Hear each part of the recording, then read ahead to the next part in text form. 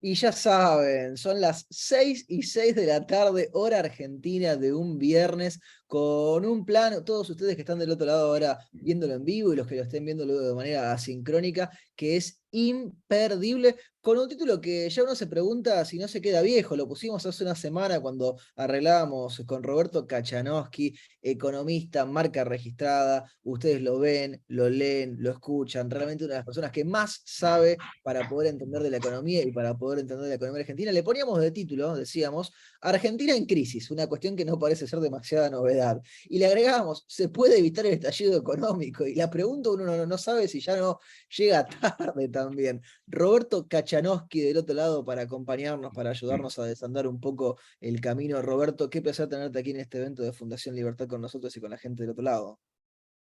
Bueno, muchas gracias. ¿Qué tal? ¿Cómo andan? ¿Bien? ¿Todo en orden?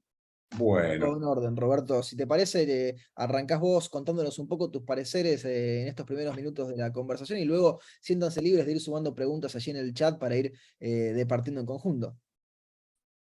dale. Bueno, el tema es la crisis, ¿no? Que tenemos. ¿Cómo era que le habíamos puesto? Pues, que de tanta charla que ni me acuerdo. Argentina en crisis, ¿se puede evitar el estallido económico? Ah, bueno. A ver, el estallido ya está en crisis, está en marcha. Eh, a ver, vamos a ponerlo de esta forma. El problema de fondo es un problema fiscal con un gasto público infinanciable y el déficit correspondiente queda solo financiarse con emisión. Vamos a poner de esta forma. Cuando tenés déficit fiscal o gasto público, que es la contrapartida, el gasto público se financia con impuestos, con deuda pública interna, deuda pública en el exterior o bien con emisión monetaria. Esta gente lo que ha hecho fue aumentar el gasto público en forma fenomenal. No paran de subirlo. Vamos a ver, déjame ver si puedo. Eh, Claro, Espera, vamos a hacer una cosa. Vamos a subir este. ¿Se ve, no? ¿O no? se ve No. perfecto. ¿Se ve? ¿Sí? Sí. Espérate que vamos a acomodar un poco todo. Acá, bueno, por empezar, lo que tenemos es que Alberto ha logrado en 20 años tener la mayor tasa de inflación anualizada o anual. ¿Sí? Estamos en el 64%. Y hay que remontarse ya a los 90 más o menos para encontrar una tasa de inflación similar. El argumento de ellos es la guerra, la pandemia, los remarcadores de precios, la gente mala que quiere subir los precios sin piedad, etc. Entonces, yo comparo con esto. Mira, a ver, fíjate, porque creo que... Ah, no, a mí me tapa una Claro, parte nosotros a vos te estamos viendo perfecto y escuchando perfecto, pero te estaba No, lo que pasa es que a pasando mí me tapa ¿cómo se llama? el Las imágenes recuadrito con la gente, sí. el recaudadito lo presento. Pero fíjense, en junio la inflación en Argentina fue 5,3%. ¿Mm? Chile 0,9%, Brasil 0,6%, Paraguay 0,5%, Uruguay 0,5%. La pregunta sería, ¿todos los remarcadores, todos los empresarios malos están en Argentina y en el resto de los países son todos buenos? Sí, ¿qué es lo que pasó? La guerra con Ucrania, o en Ucrania, ¿que acaso Chile, Brasil, Paraguay y Uruguay están más alejados de Ucrania que nosotros? Listo, este tema ya no da para más, este verso fuera. El problema de fondo es básicamente que uno mira cómo se financió el Tesoro. En el 2020, esto está en billones de pesos, y el principal ingreso del Tesoro fue la emisión monetaria, el impuesto inflacionario. Después vino el IVA de GI, ganancias, aportes, etc. Si uno toma diciembre del 2021, también la emisión monetaria fue el principal ingreso del Tesoro, pero con la particularidad de que por cada peso que gastaba el Tesoro, 50 centavos se financió con emisión y 50 con impuestos. Si uno toma, espérate, ¿cuál voy ahora? Al 2021, eh, de nuevo, la emisión monetaria fue la principal fuente de financiamiento del gasto. Entonces, bueno, y si seguimos en este año, la emisión monetaria ya de nuevo en este mes de junio, en junio, la principal fuente de financiamiento del Tesoro también fue la emisión monetaria. Entonces, los tipos le están dando la maquinita con todo porque no quieren bajar el gasto público. Y este gasto público que no quieren bajar es porque ellos hacen populismo. Y para ellos repartir plata ajena es el objetivo fundamental. Entonces, tenemos a un banco central que emite pesos para financiar el tesoro porque la plata no la alcanza. Y son pesos que la gente no quiere. O sea, la emisión monetaria o los pesos que tiene el Banco Central al mercado, la gente no los quiere. Pero no emite solamente para financiar el tesoro el Banco Central. Emite también para sostener la cotización de los bonos en pesos que emite el Tesoro. Como ustedes saben, a días pasados el gobierno, el Banco Central salió con una propuesta de darle un seguro a los bancos para que compren bonos del Tesoro en pesos y en caso de que los quieran vender, el Banco Central se los compra a un precio. Entonces estamos en esta situación. Guzmán, en una de sus últimas acciones, fue tratar de que los bancos le comprasen bonos. ¿Sí? Entonces, ¿por qué? Porque nadie quiere ya esos bonos en pesos, porque son impagables. Todos saben que vamos al default.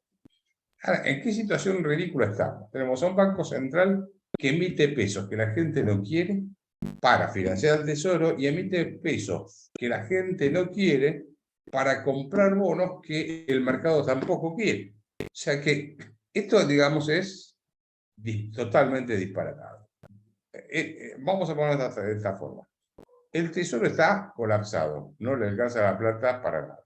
Pero además de eso, tenemos al Banco Central sin reservas, con una fuerte emisión para financiar el tesoro, con fuerte emisión para sostener los bonos del tesoro, y con una deuda en LELIX que juega contra los depósitos de la gente, que ya está en los 7 billones de pesos, y eso genera una pérdida cuasi fiscal, o lo que se llama el déficit fiscal, que es casi igual prácticamente al déficit fiscal. Hay que hacer la cuenta bien despacito todo el tiempo, porque va variando el número, pero la pérdida del Banco Central en intereses que paga es tan grande como el déficit fiscal. Dicho en otras palabras, el Banco Central está haciendo una barbaridad, emitiendo su propia deuda. Ningún banco central en el mundo que sea serio emite su propia deuda, ni la Reserva Federal ni el Banco Central Europeo. ¿Por qué? Porque un banco central no es un banco comercial que vende tarjetas de crédito, préstamos personales, préstamos prendarios o ese tipo de cosas. No tiene ingresos un banco central, solo los ingresos que tiene son los que puede obtener de la colocación de las reservas que tiene por lo poco que le pagan. Pero este ni siquiera tiene reservas para colocar. Así que cuando ves el panorama, decís, bueno, tengo un banco central sin reservas, que coloca deuda cuyo capital no va a poder pagar, cuyos intereses no puede pagar, y quiere sostener a un tesoro que no llega ni a la esquina. Juntás todo eso y es la catástrofe por definición. Entonces decís, bueno, ¿y por qué llegaste hoy el dólar? ¿Cuánto estaba? 3.38, no me acuerdo, 3.36 o cosas por el estilo. Y bueno, en algún momento se dispara esto. La gente dice, bueno, basta. Sí, viene Batakis y me dice, el mejor ministro de Economía de la historia fue José Belgelbar, que fue el que llegó a la Argentina en Rodríguez y hizo un desastre. Si te dice que viajar al exterior, el derecho a viajar colisiona con el derecho de trabajar y un montón de estupideces más de ese tipo, es inevitable que el mercado reaccione y diga, bueno, ya, con esto nos vamos al diablo. Sumale a eso que tenés un enfrentamiento entre el presidente y la vicepresidente que hace que el gobierno esté inmovilizado. Entonces, en ese contexto, yo creo que hoy lo que tenemos es una fenomenal huida del peso, la gente se saca los pesos de encima, como sea, y parte va a bienes y parte va al dólar. Además, creo que el gobierno estuvo presionando para que no se operase en contado con liquidez, o sea que los bancos, contado con liquidación, perdón, que los bancos o que los operadores del mercado no vendiesen bonos del propio gobierno para poder generar fondos al exterior, o los del MEP. Entonces, claro, se canalizó todo hacia el blue, obviamente. O sea, no paran de hacer acá. Fíjense que tenemos una brecha cambiaria. Espérate, creo que lo tengo que sacar. ¿Cómo es? A ver, esto es así. Está bien. Y ahora, no, sí, este. ¿Se ve este o no? No, no se ve. Todavía no. Así que lo tengo que buscar y encontrar. Dame un segundo. Sí, tranquilo, Para que. Hacha, que además Porque, la no, gente no, lo que pasa va, es que va sumándose porque algunos hacen preguntas ya casi filosóficas, ¿no? No entienden para qué se emiten si la gente no quiere los pesos. Ahí está parte también del dilema, ¿no? De por qué funcionan las cosas como funcionan. ahora vamos a la pregunta. Mirá, esta es la brecha cambiaria entre el dólar oficial y el blue a lo largo de. Esto empieza en enero del 71 hasta hoy. Hoy. Estás casi con el nivel de brecha cambiaria igual al de ¿cómo se llama? La crisis del 75. Voy a tener que interrumpir un minuto y ya vuelvo. Les Sí, pido sí, un minuto de disculpas, pero estoy tranquilo, solo y Hacha, tengo que tener no, no hay una- problema porque además ¿eh? nos quedamos mirando ese gráfico que es realmente impresionante. Mientras tanto, ustedes siéntanse libres de ir sumando algunas preguntas que ya han ido sumando, que sin duda vamos a compartir con Roberto, de un panorama que nos está describiendo Perdón, realmente. Perfecto, ahí te tenemos de nuevo, Cacha. perdón, pero estoy solo y No, está tenía perfecto. un problema acá. Bueno, la brecha cambiaria, fíjense, está acá. Estamos en 147, casi 148. Si uno se va para acá, más o menos, cae en el año 75, junio del 75, que fue el Rodrigazo, que fue consecuencia de la crisis de la, ¿cómo se llama? De la política de José Belgelbar de la inflación. Entonces, vamos a ver, espérate que salgo con este, y vamos a resumir la cosa de esta forma. Vos tenés preguntas, ¿no? Hay preguntas para hacer Sí, sí, ahí. van llegando varias preguntas. Algunos, por ejemplo, Enrique Manzano preguntaba, Roberto, ¿cuánto aproximadamente los derechos de exportación representan solo los granos y la soja en especial? Es decir, ahí vamos a tener el tema del campo, que sin duda alguna es una discusión muy importante por estos días. ¿Cuánto? Perdona, ¿Cuánto aproximadamente de los derechos de exportación representan solo los granos y la soja en especial? no, no sé, pero debe ser el grueso de los derechos de exportación. Soja básicamente, ¿no? Ahí. Teníamos a Alicia Beneto, que lo decíamos recién hace un ratito, Cacha. No entiendo para qué se emite si la gente no quiere los pesos. Porque a ver, ellos dicen que la inflación es multicausal o no se inventa todo ese tipo de cosas. O Cristina primero dijo que era multicausal, que después era por la evasión impositiva. Fíjate que cuando dice que es por la evasión impositiva, lo que está diciendo es que al evadir no alcanzan los impuestos para cubrir el déficit fiscal, el gasto público, y por lo tanto hay que emitir. O sea, está reconociendo implícitamente que es consecuencia de la emisión. Ahora, ¿por qué emite? Y bueno, emite porque son de esa filosofía, de emitir moneda. ¿Cuántas veces dijeron que para ellos la emisión no generaba inflación, que era multicausal?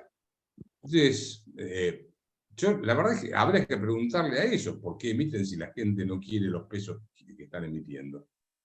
Además, Roberto, perdón, tendrían que tener dos Ah, opciones. sí. A ver. Sí, mi nombre es Alejandro Bosque, yo soy de San Juan. Yo he charlado con usted, con jóvenes republicanos, cuando empezó la pandemia. Le hago una pregunta que es la angustia de todos los días. ¿Esto va a estallar? ¿Se viene la hiper, el corralito? ¿Cómo va a terminar esto? ¿Cómo se sale de esto? ¿Usted qué cree? no, ¿cómo se sale? Bueno, eso es otra historia. ¿Cuál sería la propuesta para salir de esto? Sería otra historia. Ahora, vamos a ponerlo de esta manera.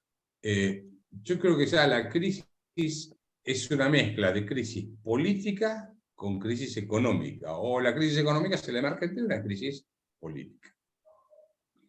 La crisis política es, por el enfrentamiento de ellos, Cristina está preocupada solamente porque le solucionen sus problemas judiciales, el resto no le interesa, y además quieren hacer populismo sin tener plata. Entonces, si vos haces populismo sin tener plata, te vas a pegar la piña inevitablemente.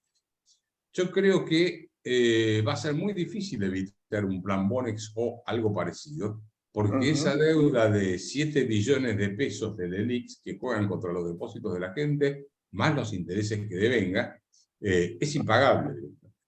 Entonces acá tenemos la conjunción de dos grandes, dos tormentas que se parecen al pasado. Por un lado, algo parecido a lo de José Belgelbar que desembocó en el Rodrigazo. Y por otro lado, algo parecido al Plan Primavera que desembocó en la crisis del 89. La primera, ¿por qué digo parecido al Rodrigazo? Porque lo que hizo Gelbar fue atrasar el tipo de cambio, las tarifas de los servicios públicos, controlar los precios, etc. ¿Sí? Entonces, cuando llegó un momento donde además había déficit fiscal, llegó Celestino Rodrigo, dijo, tengo que reacomodar los precios relativos y estalló todo por los aires y se produjo la primera huelga general de la CGT en gobierno peruano. ¿Pueden llegar a tocar espera que termino de redondear. Entonces, la primera es, tenés una crisis parecida, puede ser una crisis parecida a la del Rodrigazo. No sé si la misma, del mismo tamaño, más grande, o cosa por el estilo. Pero después tenés el problema cuasi fiscal, que es muy parecido a lo que ocurrió en 1988-89, cuando el Banco Central le decía a los bancos, traeme la plata, y en ese momento no se llamaban LELIX, se llamaban depósitos indisponibles. O después con Macri se llamaron LEVAX.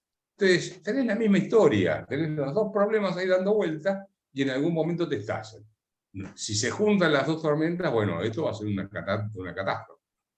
¿Usted cree que van a tocarlo como en el 2001, el Frente de Todos va a tocar la plata de la gente en los bancos, que se metan en las cajas de la gente, los ahorros y todo eso? ¿Usted qué recomienda hacer? Yo no sé si se van a meter en las cajas de seguridad, porque para eso necesitarías una orden judicial, aunque a esta gente parece que el tema judicial mucho no le importa. Pero lo cierto es que te diría que no creo que se metan con las cajas de seguridad. Puede haber algo tipo, podría haber, no digo que va a haber, digo, podría haber una cosa parecida a un plan Bonex en el caso de que se acentúe la fuga hacia el dólar, se retire, porque las corridas son estas.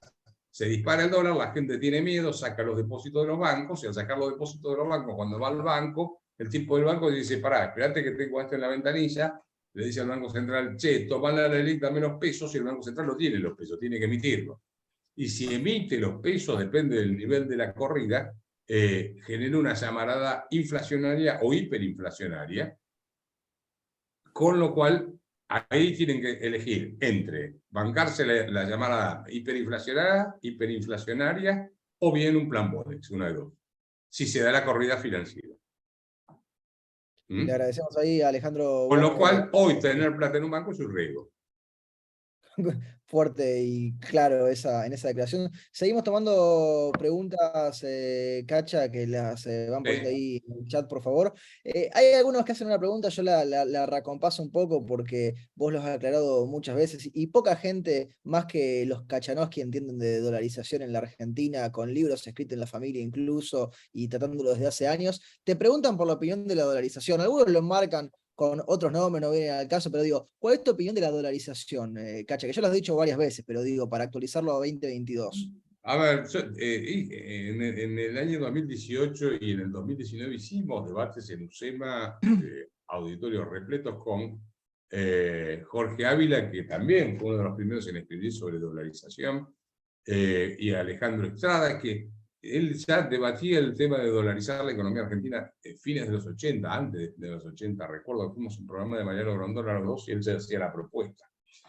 Te digo, mira, dolarizar no es una cuestión de religión, es un problema de técnica económica, o sea, cuál es la política monetaria que vas a utilizar. Para poder dolarizar, ¿qué significa dolarizar? Retirar los pesos que hay en circulación y el Banco Central te da dólares a cambio de eso. Suponete que dolarizás solo o sea, el circulante, y el resto hace contabilidad. Igual te queda pendiente la deuda del Banco Central con los bancos que juega contra los depósitos. Entonces, ¿qué vas a hacer con eso? Pues ellos son, al tipo de cambio de hoy, como 21.000 o 22.000 millones de dólares, el equivalente. ¿Con qué lo pagas? Si el Banco Central no tiene activos, el activo que tiene son, ¿cómo se llama? Letras intransferibles que nadie quiere y algunos otros bonos del Tesoro que no valen nada. Entonces, primer punto, para dolarizar tenés que tener dólares. Y te dicen, y para dolarizar, además, la dolarización no es la pócima mágica que te resuelve todos los problemas, porque si vos tenés un nivel de gasto público alto e ineficiente, vas a tener que trabajar sobre la calidad y el nivel de gasto público. Si tenés una legislación laboral que no sirve, vas a tener que trabajar sobre eso. Si tenés una regulación importante en la economía, vas a tener que desregular. La medida monetaria es una sola dentro de un contexto de otras cosas que tenés que hacer. Ahora, si haces todo eso, era el debate que planteábamos en el 2018-2019, donde yo estaba a favor de dolarizar porque en ese momento sí había dólares en el Banco Central. Lo que yo te decía, si vos haces todo eso, vas a lograr cierta estabilidad y no vas a necesitar dolarizar. Entonces, lo que podés hacer en ese caso es presentar un plan económico y en vez de dolarizar, como no tenés dólares para poder dolarizar, lo que haces es quitarle el curso forzoso al peso y darle curso legal a todas las otras monedas. Entonces una competencia de monedas. Y la gente va a decidir en qué moneda va a hacer sus transacciones, en dólares, en yens, en rupias o bien en dólares o en pesos. Y si el Banco Central emite una moneda de mala calidad, bueno, no hace falta cerrarlo, se cae solo, quiebra, ¿se entiende? Entonces, el tema de la dolarización no es una cuestión de religión, es una cuestión de técnica económica. Lo que vos tenés que elegir es qué política económica te parece la más adecuada. Por supuesto que si vos dolarizás, es más difícil dar marcha atrás que si seguís porque le podés sacar otra ley que diga que se acaba el curso forzoso o volver a establecer el curso forzoso del Si peso. dolarizás es como que cruzás el Rubicon, Cacha, para algunas cosas. Tenés que volver a hacer un lío tremendo para retornar a un sistema anterior distinto. Está bien, pero para eso primero tenés que tener los dólares, Es que no hay, que claramente. no hay. Que no Entonces, hay. Sí, te hoy lo escucho. que propongo es, mira, hagamos esto, quitémosle el curso forzoso al peso, démosle curso legal a todas las otras monedas y que la gente opine como se dé la gana. Y después eso tiene que ir acompañado de una reforma financiera, del sistema financiero. Lo de la banca Simon lo de la banca Simon fue propuesto en la década del 30 por Simon, de la Universidad de Chicago, y en realidad nunca se llegó a aplicar, porque es dividido el sistema en dos partes. Una es como una especie de lugar donde vas y depositas el dinero y no lo pueden tocar, 100% de encaje, y el otro serían fondos comunes de inversión, con lo cual desaparece el sistema bancario. Y no tiene sentido llamarlo banca Simon, es un sistema donde no hay banco. Yo lo que propongo es que hagamos esto. Hay mucha gente que tiene dólares en el exterior y que no los va a traer porque sabe que en Argentina se los puede afanar el Estado en cualquier momento, va a pasar muchos años hasta que la gente vuelva a tener confianza. Entonces, si yo te compro un departamento a vos, o el auto, lo que sea, te pago de mi cuenta de Nueva York a tu cuenta de, qué sé yo, de Miami. Y entonces empieza a circular todo ese dinero que está afuera, e inclusive el dinero que está en los colchones, y te mueve mucho más la economía y haces menos lío con el tema de la dolarización. Acordate, yo tuve la oportunidad de charlar, hicimos un Zoom 5 economistas con el que dolarizó en Ecuador, Claro. y no es tan sencillo, no te creas, porque acá te dicen, sí, vamos a dolarizar. Bueno, después ellos tuvieron que usar los camiones de Coca-Cola para repartir los billetes en los lugares más lejanos. Entonces, o sea, es un tema complejo, no es tan sencillo. Sí, a ver, no es solamente una cuestión normativa que mágicamente, de repente, por decir dolarizamos, hayan resuelto las cosas. A ver, vos lo ponías muy en claro cuando arrancabas la explicación, Cacha, cuando nos decías, si hiciéramos todas las otras cosas que tenemos que hacer bien, dolarizar no haría falta, justamente. Claro. Podés quitarle el curso forzoso al peso y ya está, con eso es suficiente. Si hiciste todo bien, no vas a tener corrida contra el peso. Entonces, o hacia el dólar, si querés. Pero me parece que en la Argentina estamos acostumbrados a tirar así cosas al aire poco estudiadas. Sin embargo, aclaro, el trabajo que hizo mi sobrino Nicolás junto con Emilio Campos, yo lo leí antes de que lo publicara porque me lo mandaron, estuvimos debatiéndolo. Un trabajo muy serio, muy bien hecho. Ellos están a favor de la legalización, pero es un debate de otro nivel, es un nivel de profundidad de cómo es la cosa. No es el debate que puedes hacer tirándole en televisión para llamar la atención. Es una cosa distinta. Es una Sí, cosa sí, seria, bien hecha, amerita un estudiada. debate serio, no como muchas veces tenemos en la Argentina. Seguimos sumando preguntas, Cacha. Alberto Arco dice, toma una frase que muchas veces se dice, si el gobierno no ajusta, lo ajustará el mercado. Y pregunta, ¿qué significa lo ajustará el mercado? Está bien la pregunta, porque digo, muchas veces uno repite la frase y a veces requiere mayores precisiones técnicas para entender qué significa eso, ¿no? Bueno, a ver, el mercado ajusta por precio o por cantidad. Si el gobierno no baja el gasto público, va a seguir emitiendo pesos, la gente se va a seguir siendo del peso, va a haber una hiperinflación y en algún momento vas a tener un caos económico, social y un desborde de todo tipo, ¿cierto? Entonces, creo que vas por ese lado.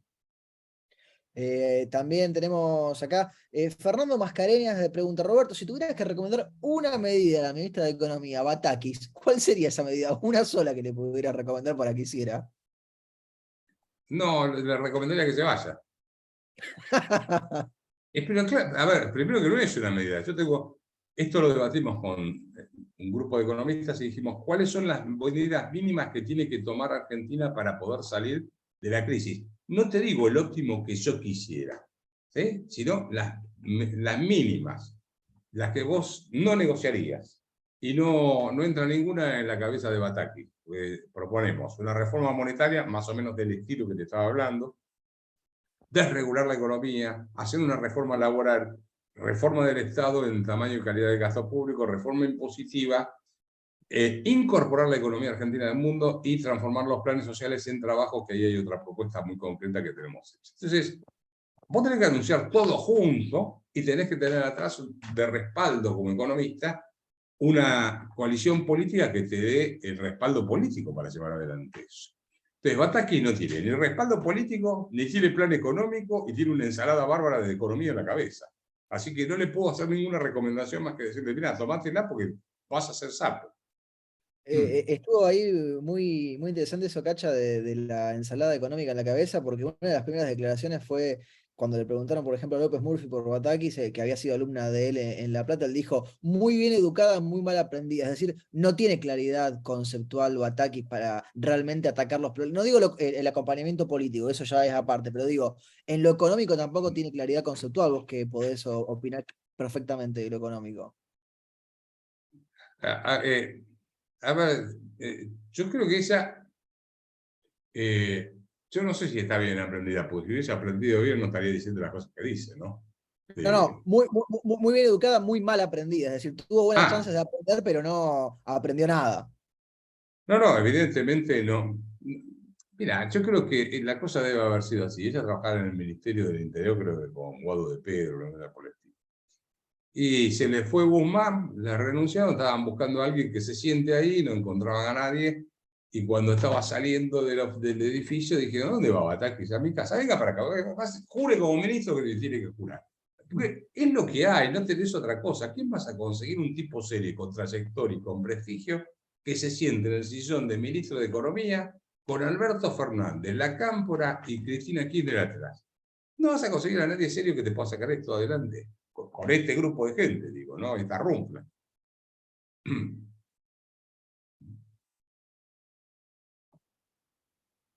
Hola. Sí. Nos congelamos. Yo me congelé o...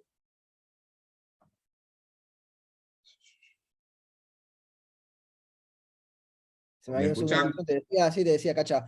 Raúl Eduardo Jurado suma, El gobierno por ideología no va a devaluar y seguirá emitiendo, dicen, ¿no? Y no tienen plan. Quieren estirar para que la bomba termine explotando de todas formas y quede el próximo gobierno. Mejor que reviente ahora, se sincere y empezar de nuevo. Eso es lo que opina Raúl Eduardo Jurado. Cacha, ¿qué es mejor que pase? Porque digo, las cosas malas parecen ser indefectibles e inexorables con la situación económica que tenemos, ¿no? Me parece que lo mejor que tiene que pasar en Argentina es que estos paguen el costo político de haber hecho lo que hicieron desde el punto de vista político y económico, ¿no es cierto? O sea, vos hiciste la fiesta populista, bueno, vos pagás la fiesta populista. Pues hasta ahora los peronistas siempre zafan que venían los militares y otro gobierno y tenían que hacerse cargo de la cuenta de la fiesta populista.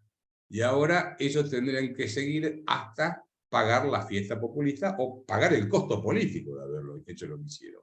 Si no, no vamos a terminar más. Pues entonces después el que viene tiene que pagar todo el costo político, se desgasta, vuelve esto, te arreglaron un poco las cosas, volvés a hacer populismo y no terminamos mal. Lo mejor es que se vayan escupiendo sangre para que aprendan que este tipo de cosas no se pueden hacer.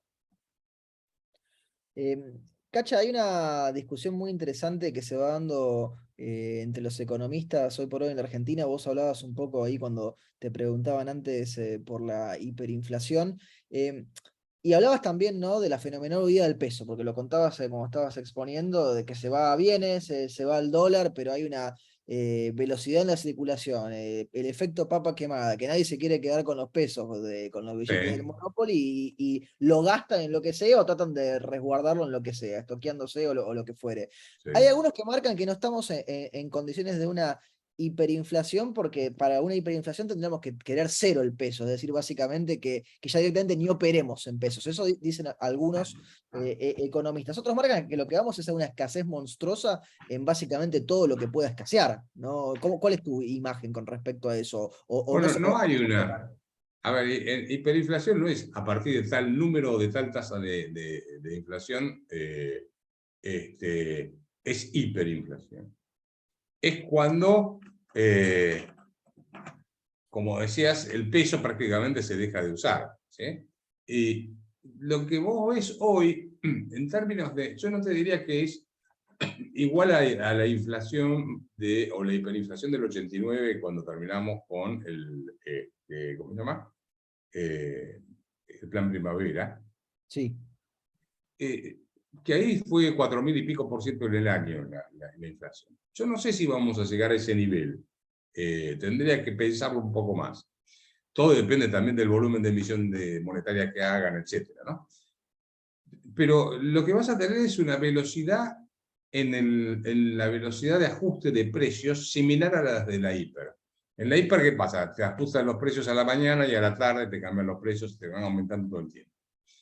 Entonces, yo el ejercicio que hice fue preguntarle, cuando voy a comprar acá comida o cosas, digo, chica, ¿cada cuánto te aumentan las cosas que llegan? Entonces dice, mira, antes me venían cada 15 días, después cada semana, ahora 2 veces por semana. Entonces, probablemente vas a tener que 3 veces por semana te van a ajustar los precios, 4 veces por semana, después te van a ajustar todos los días, después a la mañana y a la tarde. Entonces vas a tener una velocidad de ajuste de precios similar al de la hiperinflación. Y hay que ver, bueno, si llegas a los niveles pues eso va a ser huida del dinero también, se te va a traducir en una huida del dinero. No sé si llegás a los niveles de hiperinflación del 89, pero vas a llegar a una mega inflación. Yo te digo, casi firmaría que vamos a terminar el año con una inflación de 3 dígitos anuales. Qué fuerte. Tomar el promedio de inflación de los primeros 6 meses del año, que te da 5 y pico, lo proyectás, das la tendencia, es decir, supongamos seguimos viajando a esta velocidad, y bueno, terminás en una inflación del 85, sin ajustar todavía las tarifas de los servicios públicos y sin haber ajustado el tipo de cambio oficial.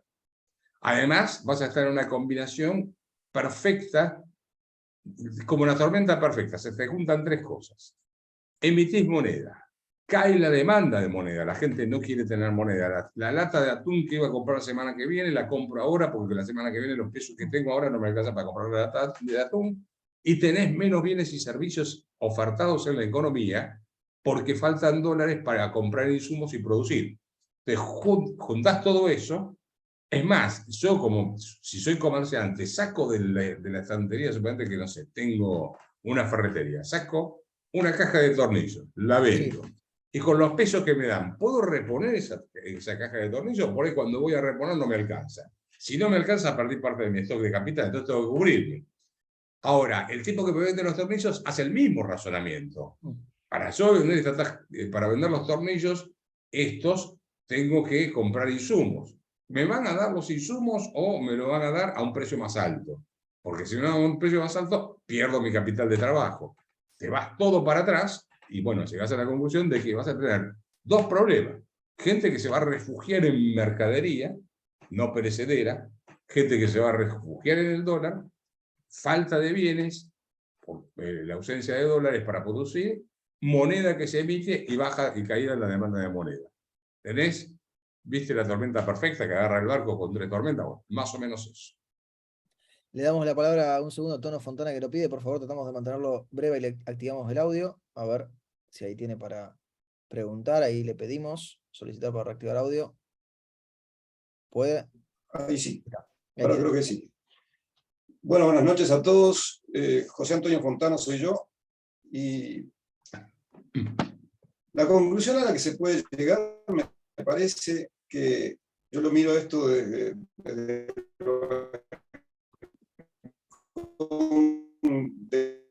Uruguay, porque estoy en Montevideo en este momento. Casi diría que como todos los días de lo que pasa en Argentina.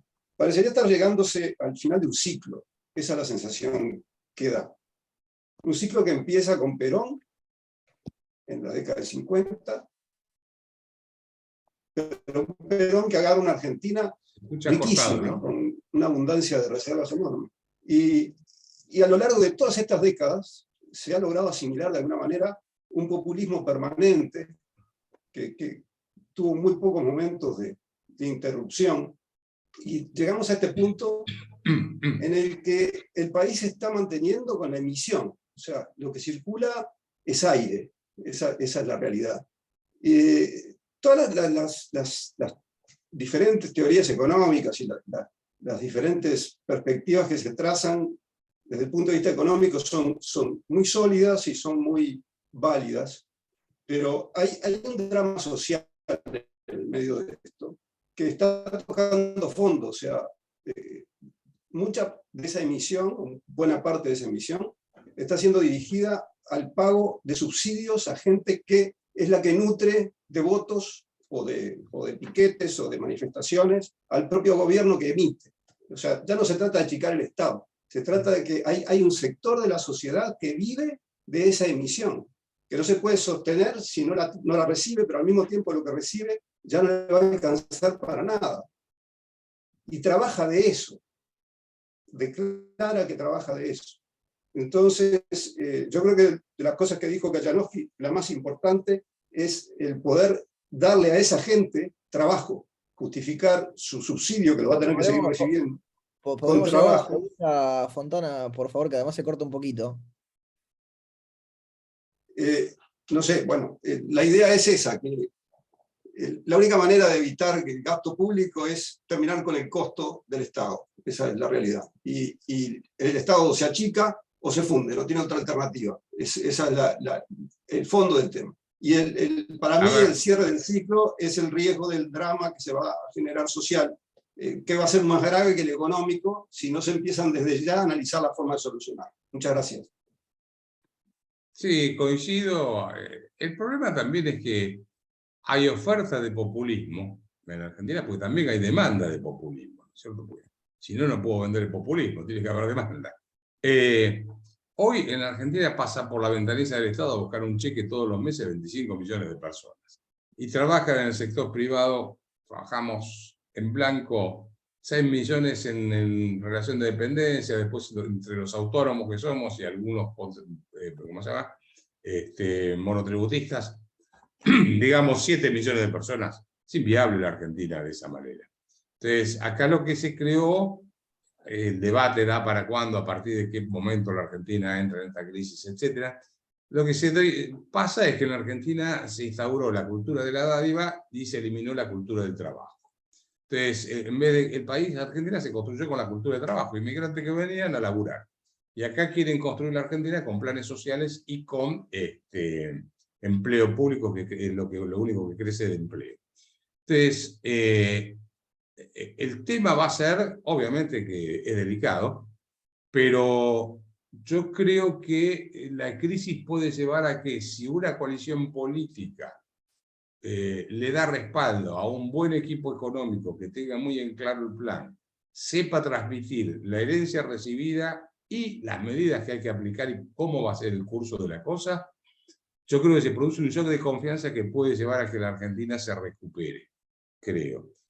Pero, aclaro, no va a llevar una semana ni un mandato, va a llevar bastante tiempo recuperar la economía argentina porque hay que cambiar valores en última instancia. Porque en última instancia, si hay un nivel de gasto público alto, es porque hay gente que está dispuesta a votar a gente que le saque a otro para que me dé a mí. Entonces, bajar el gasto público va a implicar cambiar los valores que hay en la sociedad esa. Yo diría, yo creo que Argentina puede salir de la crisis, pero para eso se requiere una dirigencia política que esté convencida del rumbo a seguir y se sostenga a lo largo del tiempo. Y los ministros de Economía, cuando hablen, no tienen que pararse frente al televisor, la cámara de televisión, y empezar a decir el déficit primario va a ser tantos puntos del PBI y vamos a emitir tantos puntos del PBI, no sé qué cosa más del PBI, porque mi tía porota no entiende nada de qué es el PBI. Lo que yo tengo que conseguir como economista es que las personas, el común de la gente, me dé el respaldo porque entiende que hay una salida. Entonces yo lo escuchaba, tanto a los ministros que tuvo Macri como a los que están ahora, hablan para los economistas. Y encima hablan de manera tal que vos decís, bueno, este nos va a chocar seguramente, va a chocar la calecita.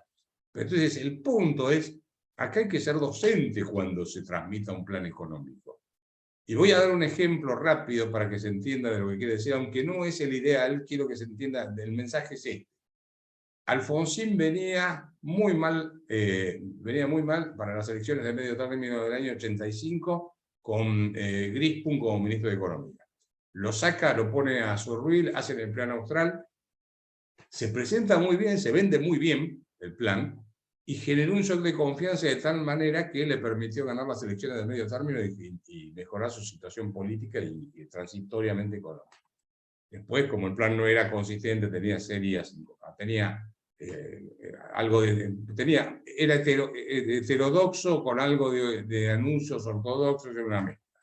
Pero generó confianza. Bueno, lo que hay que hacer es generar confianza acá, para empezar a tener aire, tiempo, para empezar a hacer las cosas. Ahora, yo dije, hay que explicar como mínimo 7 medidas básicas. Uno puede avanzar, pero unas son más rápidas que otras. Una reforma monetaria se hace más rápido que la reforma del Estado. Una desregulación de la economía es más rápido que la reforma tributaria y así.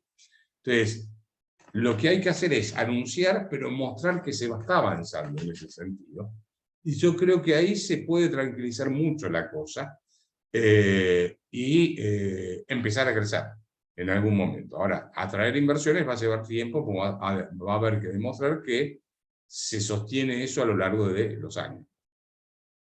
Cacha, seguimos tomando preguntas. Hay muchos que están preocupados con algo que, a ver, quizás sea de las preguntas más difíciles de todas, porque pregunta, por ejemplo, Sebastián y repite algo que antes habían manifestado otros. ¿Qué alternativas para los ahorristas para poder seguir manteniendo los ahorros y poder incrementarlos en esta situación? Me parece que es la gran pregunta que hace todo el mundo con cualquier billete que tenga de cualquier denominación, ¿no? ¿Qué alternativas? ¿Cómo es la pregunta? ¿Bien? ¿Qué alternativas para los ahorristas para poder seguir manteniendo los ahorros y poder incrementarlos en esta situación? Me parece que este es el contexto en el que todos estamos perdiendo, ¿no? Mira, si tenés ahorros, te tenés que refugiar en forma defensiva, no para ganar, sino en forma defensiva. Y en forma defensiva son mercaderías no perecederas o ese tipo de cosas, o bien dólares. Que, a ver, es el arca de Noé, el dólar es el arca de Noé, donde todo se quiere suscribir cuando viene el diluvio, ¿no es cierto? Bueno, vamos a ponerlo de esta forma. Primero, no existe el inversor promedio. Pues por ahí hay gente con más edad y con menos edad. El que tiene menos edad puede arriesgar y puede tener tiempo de recuperación. El que tiene más edad arriesga y si no le va bien, no tiene tiempo de recuperación. Hay gente con más aversión al riesgo y hay gente con menos aversión al riesgo. Hay gente que necesita la liquidez después en forma inmediata y otros que pueden esperar. Entonces, no se puede hacer una recomendación general para este tipo de cosas, ¿sí? Si vos querés te invierte, qué sé yo, pues destinás una parte de tu dinero a comprar los bonos estos que están valiendo nada del gobierno argentino, apostando a que aunque haya default vas a salir ganando. Pero es como ir al casino. Elegí, o compras bonos o vas al casino y le jugás a pleno, me da lo mismo. O sea, no te puedo dar... No hay, en Argentina no hay opción más que, a ver, si yo te digo, el que apuesta al dólar pierde, no, el que apuesta al dólar no pierde. Clarísimo, Cacha. Aprovechamos los últimos minutos, nos quedan unos 5 o 10 minutos más aproximadamente para cerrar la hora que habíamos marcado. Pregunta Jauregui, algo que vos estabas tratando, porque hablaste del gasto público a lo largo de toda la jornada y particularmente al principio. ¿Qué probabilidad hay de que la crisis haga que el gobierno se decida a bajar el gasto? ¿Podrían ajustes de los subsidios a la energía de los planes sociales bajar la presión inflacionaria? Pregunta Juan Manuel, y me parece que es en parte también una de las grandes preguntas, y finalmente el gobierno por las malas va a terminar haciendo alguna de las cosas que debería haber hecho antes. Mirá, el gasto público viene creciendo por arriba de la tasa de inflación. Los primeros 6 meses del año te da que creció 10,7% por encima de la tasa de inflación. Y bueno, obviamente el primer rubro que más aumenta en términos reales, cerca del 38%, estoy citando de memoria, si lo tengo por acá, creo que en algún lugar del lío que tengo en este escritorio, algo voy a encontrar si lo tengo acá. Y ahora, los anteojos los tengo puestos. Mirá, 38% por encima de la tasa de inflación, vamos a decir en términos reales, crece los subsidios a la energía en el primer semestre. Pero 29% crecen los programas sociales en términos reales, la plata que se destina. 13% las transferencias a las provincias, sobre todo Kicillof está recibiendo mucha guita, emitida obviamente. Bueno, asignaciones familiares, gastos personales, todo eso crece por arriba de inflación. Lo que menos creció por arriba de inflación, 6,3%, fueron las jubilaciones y pensiones. Entonces, ni siquiera están usando la inflación para licuar el gasto público. Entonces, a la pregunta esa yo te digo, mirá, estos están aumentando el gasto por encima de la tasa de inflación.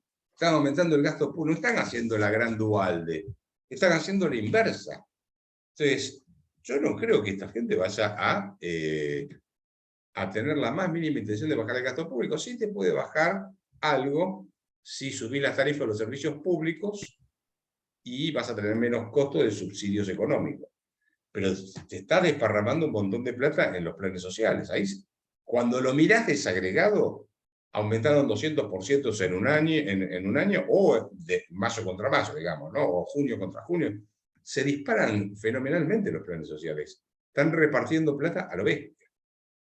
Y sin embargo, los tipos te siguen haciendo piquetes. Claro. Sergio Kosakova, chica del horizonte temporal de la pregunta, porque quiere saber cuál te parece, Roberto, que es el escenario más probable que podemos esperar para el corto plazo, para los próximos meses, ni siquiera ya para el año que viene.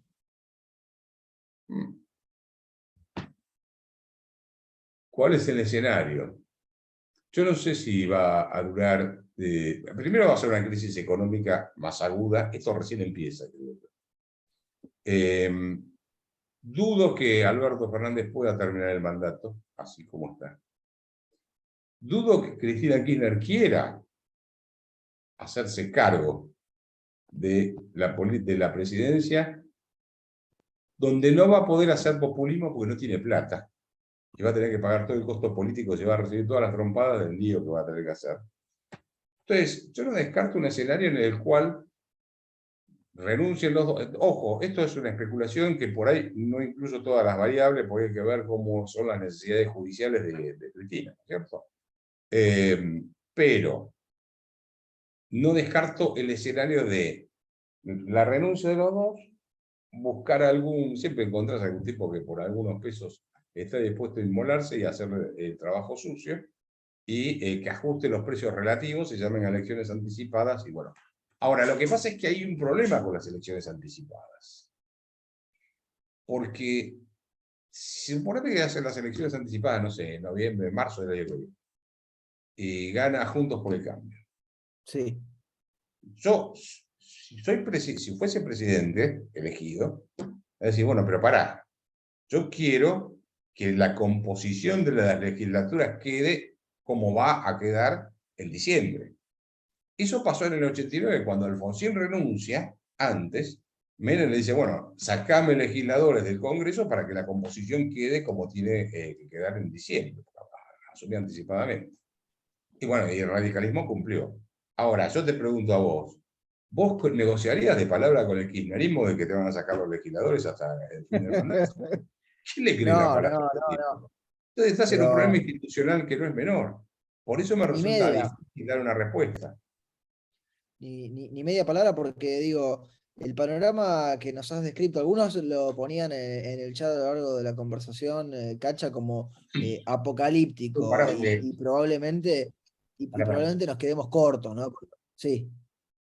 estaba sonando el celular y Ah, no, ¿cómo se perfecto, llama? pensé que querías sumar algo por ahí. Ya vamos cerrando, pero digo, el panorama este, Cacha, yo me lo preguntaba, ¿no? Porque muchas veces el amigo Walter Castro, que le gusta correr o le gustaba correr en su momento maratones, cuando no habla de fútbol ni discute de fútbol contigo, el tipo va y corre, y él a veces marcaba en otras épocas de la economía que es muy difícil cambiarse la zapatilla cuando estás en el medio de la maratón, ¿no? Es difícil sacarte las zapatillas, ponerte las otras si se te rompieron o te pusiste las equivocadas o lo que sea. Digo, el gobierno está en una crisis económica tal que incluso aunque quisiera ponerse las zapatillas correctas, no lo va a tener simple ni fácil ni le va a asegurar que pueda seguir corriendo. ¿Mm? No, a ver, este gobierno es un gobierno que no tiene la más mínima credibilidad. Entonces, Alberto Fernández, Cristina Kirchner, la Cámpora, todos ellos no tienen credibilidad. Entonces, ya partís de un problema básico, elemental. No hay posibilidad de aplicar un plan económico que sea creíble porque ellos no son creíbles. ¿Se entiende? Entonces, suponete que mañana te dicen, no, sí, nos equivocamos, vamos a bajar el gasto público, vamos a privatizar, vamos a cerrar aerolíneas. ¿Alguien les creería? Tendrían que hacerlo y mostrar que están dispuestos a llevar adelante una cosa así. Y nadie les creería, yo creo. Ni bien hagan el anuncio. En todo caso, si vienen y te dicen eso, te vas a quedar asombrado diciendo, uy, ¿qué les pasó? Y después vas a ver que no lo van a hacer. Entonces, no es un gobierno que crea en la libertad de los mercados, en la incorporación de... Fíjate que el debate de ahora que tuvo con el presidente de Uruguay, el fenómeno de Alberto, ¿qué Sí. dijo? Tenemos que seguir protegiéndonos entre nosotros. Y Uruguay dice, no, yo quiero incorporarme al mundo, déjame jorobar. Mi salida es hacer un pacto con China, incorporarme en la Unión Europea.